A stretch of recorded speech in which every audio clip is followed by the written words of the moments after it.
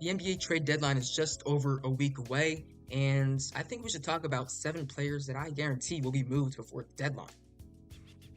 Now, there have been some players that have already been moved so far this season, like Dennis Schroeder going to the Warriors, like Dorian Finney-Smith to the Lakers, Nick Richards going to the Suns, Thomas Bryant to the Pacers, even the Suns and the Jazz swapping first-round picks. But here are 7 guys that I think are a bit bigger than some of those guys, maybe a bit smaller too, that I guarantee will get traded.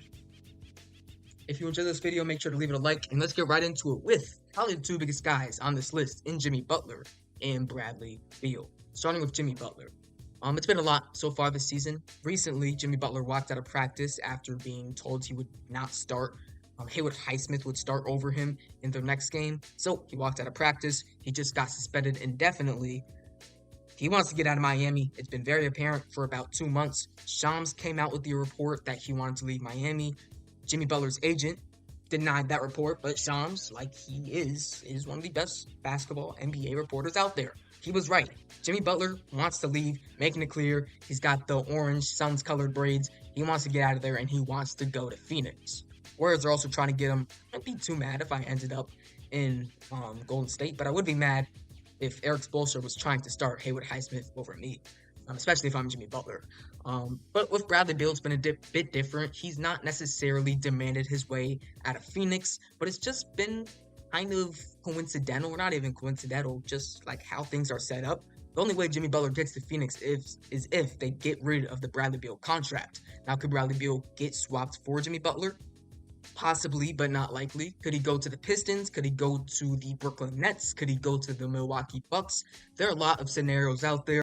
Beal this season averaging about 17 points on solid efficiency, but not what you want out of your super max or max player. There have been some reports, I guess not reports because they've been confirmed by Bradley Beal's wife, but there's a fan in the stands while Bradley Beal's family is at the game who's yelling some obscene stuff, not some great stuff. Bradley Beal during the game, the kids hear, they start crying, family put in an uncomfortable, harassed situation. I mean, when you're a fan at any sporting event and you're yelling at someone on the court, on the field, on the pitch, I mean, like anything, I mean, it just gets to a point you're paying to watch him play there and you're yelling at him. His family's right there. I mean, to grow a man right there, I don't really know how much I should get into that, but it's just weird behavior. Bradley Beal, just by circumstances, is probably going to end up leaving Phoenix. Hopefully he finds a better place for him. Next up, we're going to have Cam Johnson from the Brooklyn Nets. Johnson, not on a 1-year deal, expiring contract. He's on a 3-year deal. The only reason I believe he's going to get traded is because the Brooklyn Nets are trying to sell. They want to guarantee a top pick to look to get a Dylan Harper, Ace Bailey, or especially a Cooper Flagg. Cam Johnson has been one of the best shooters in the NBA this season. He's had a great increase going from 13 points per game to 19 plus points per game. He's just been amazing for the Brooklyn Nets this season. Great efficiency, great scoring, and that while he's playing at an all-time high, it only makes sense for the Brooklyn Nets to capitalize on this. There's teams like Sacramento, Indiana, Cleveland that are looking to get their upgrades, and I think Cam Johnson could definitely bring that, be the last connecting piece to a team that's trying to win a championship. Next up is a smaller one, but I'm going to have Jalen Hood-Schifino from the Los Angeles Lakers get traded before the deadline. Hood-Schifino's interesting. The Lakers did decline his rookie team option earlier this season, where he's going to be an unrestricted free agent this offseason. If they accepted it, he would have had 2 more years left on his contract, and then been a restricted free agent in, I believe, the 2027 free agency, but they declined it. Hood-Schifino has not played a lot for the Lakers, and when he's been in, he hasn't been good. So it makes sense. We've seen a similar situation happen a couple years ago when Jalen Smith was on the Phoenix Suns. The Phoenix Suns declined his 2-year rookie team option extension, and they ended up trading him in his 2nd year to go to the Indiana Pacers for Torrey Craig and some 2nd-round picks.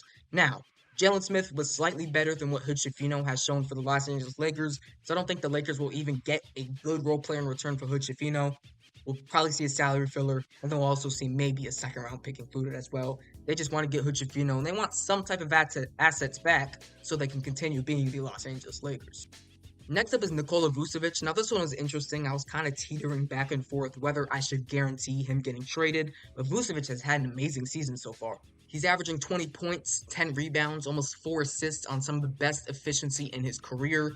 Last year, his 3-point shooting was not looking good. This year, it's back to where we know prime Nikola Vucevic can be. There's going to be teams in the NBA that are going to look to add more shooting in their front court. Maybe that's the Warriors, maybe it's the Lakers, but I think nonetheless, Vucevic will be moved because he's been that good this season, and his contract isn't too crazy to like Zach LaVine, where it's kind of hard to guarantee his trade because he's making nearly max money. Vucevic has played himself into the perfect situation to potentially be moved to a contender. Next up, we got Bruce Brown from the Toronto Raptors. This is a name that I haven't been seeing thrown out too much during the trade rumors. The Raptors have obviously said they want to include possibly Bruce Brown in some trades, but not a direct one-to-one. Bruce Brown being looked at by the Denver Nuggets to add to try to win a championship. But Bruce Brown, he's a very solid role player. Yes, he's overpaid. He came off a championship when he got that money. You got to take that with a grain of salt. The reason I think this is going to be a guaranteed trade is that the Toronto Raptors have looked to get in every single trade situation in the NBA. They've looked to include themselves somehow, some way. They want to get rid of Bruce Brown's contract. Now, the most likely situation is that that's going to be in a Jimmy Butler, Bradley Beal type deal. There's going to be some team that needs to take on the money. Maybe it is the Miami Heat because they're losing the Jimmy Butler contract and not likely to take the Bradley Beal contract in return. They just want to get a Bruce Brown deal done. They want to send him somewhere. They'll probably take some second round picks in the return. They just want to get off about $20+ million. And I understand it. This is a rebuilding team. This is an overpaid player that we do not plan on having for our future. Let's go ahead, get rid of him, and really buy into this rebuild. The final player I have guaranteed is sort of a similar situation to Nikola Vucevic. It's a team that wants to continue to lose in the Washington Wizards, and they just have a guy on their team that could be of some value to some NBA teams. Now, Jonas Valanciunas will not be a starting center on any championship contending team or any team that has championship desires because he's just not at that level in his career right now. But when a team's looking to add a backup center on solid money right now, only making about $10 million, Valanciunas can be that guy. Even when he signed his contract with the Washington Wizards in the offseason, it was reported that they made this contract signing just to have Alex start underneath him for a little bit, which hasn't even really happened, and for them to move him at the deadline to get some type of value back.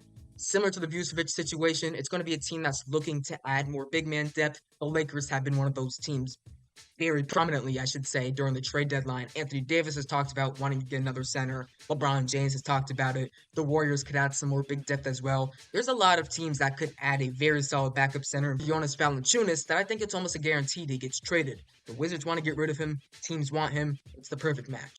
So those are going to be the 7 guys I guarantee to get traded. I definitely did leave out some names here that I didn't really want to go out on a limb because I don't think it's a guarantee that De'Aaron Fox or Brandon Ingram or Zion Williamson and Zach LaVine gets traded because that's just too big. Chris Middleton, I maybe could have argued to put him here, but that really just depends on whether Bradley Beal deal is happening, and that by itself might not even happen to the Milwaukee Bucks. So hope you guys enjoyed. If I get any of these wrong, I will I'll make an apology video, I guess. But yeah, there's no way none of these guys don't get traded, right? See you guys next time. Peace.